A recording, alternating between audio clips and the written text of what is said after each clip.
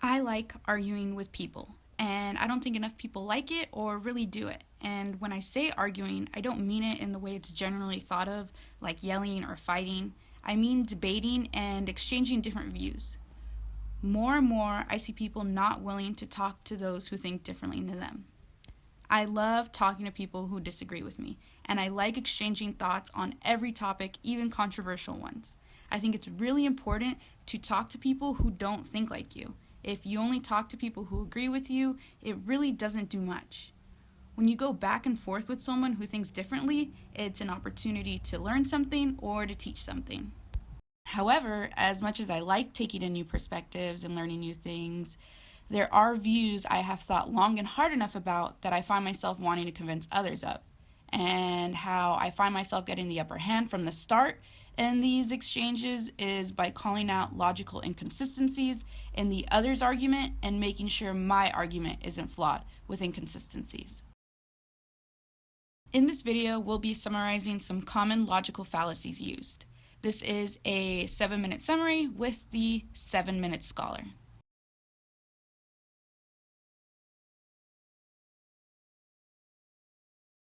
So, before we get into some different logical fallacies, for those of you who may not know, a logical fallacy is basically just an error in reasoning that makes the argument being made invalid.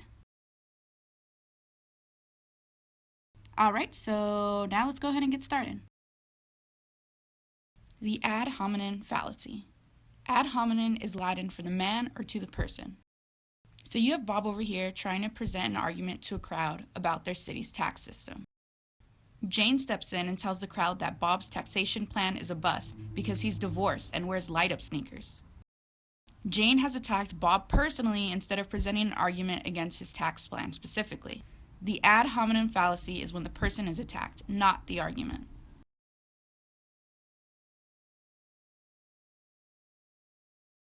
The strawman fallacy. So you have mom over here and grandma having a nice little chat when mom starts talking about why spanking kids is wrong. Grandma, who spanked her kids when she raised them, comes up with a long-winded reply like this, when that's really not what mom said at all.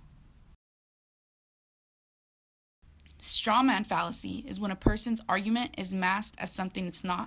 A person's argument is exaggerated, it's misrepresented, or just completely fabricated. By doing this, it makes it easier for the person committing this fallacy to argue their position on the matter.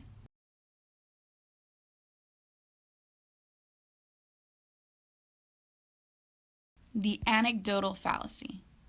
Jimmy here says his grandfather smoked a bunch of cigarettes every day and lived to 106, so cigarettes don't affect your health. The anecdotal fallacy is when a personal experience or an isolated example, which are not reliable, is used instead of a sound argument or compelling evidence. The red herring fallacy. The name is said to have come from William Cobbett, who referred to an occasion where he used red herrings to lay a false trail while training hunting dogs. So, for example, here is Rachel, whose argument has a clear path to a conclusion of why not voting in political elections is immoral. Jeff, who she's been talking to this whole time, goes off that path into a completely different argument in order to avoid debating the real matter at hand, which is if not voting is immoral. Red herring fallacy is when another argument is intentionally introduced in order to avoid engaging with the original argument.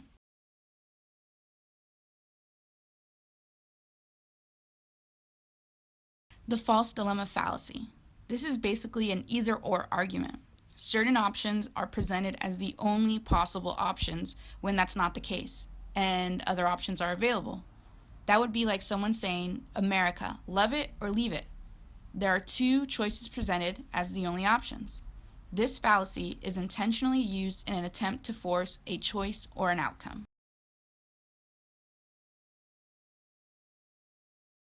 The fallacy fallacy. Yes, this is a fallacy. The fallacy fallacy is when the conclusion of an argument is considered false because the argument contains some type of fallacy. Let's take an argument like this, where the premise is what's popular is good for you, eating healthy is popular, therefore the conclusion is eating healthy is good for you. You say to the person making this argument that they're wrong, and proudly say that they've used the bandwagon fallacy, an appeal to popularity. This is where you have now committed the fallacy. Yes, the reasoning is based on popularity, and yes, that's a fallacy to have that in a premise, but that doesn't make the conclusion, eating healthy being good for you, false. The reasoning is off, the conclusion is still true. You cannot automatically dismiss a conclusion as false because the premises have a fallacy. So there you have it. This has been a 7-minute summary with the 7-minute scholar on some common logical fallacies. When using a fallacy to make an important point, you or the person using it are defeating your own claim. Remember, it's important to recognize fallacies in others' arguments as well as your own in order to have rational and productive exchanges. If these 7 minutes didn't cut it for you, don't forget to check out the links in the description for more information on fallacies. If you like this video, don't forget to give it a thumbs up and share, and don't forget to subscribe to this channel for more videos like this. Thanks for watching, and comment below what fallacy you've encountered the most.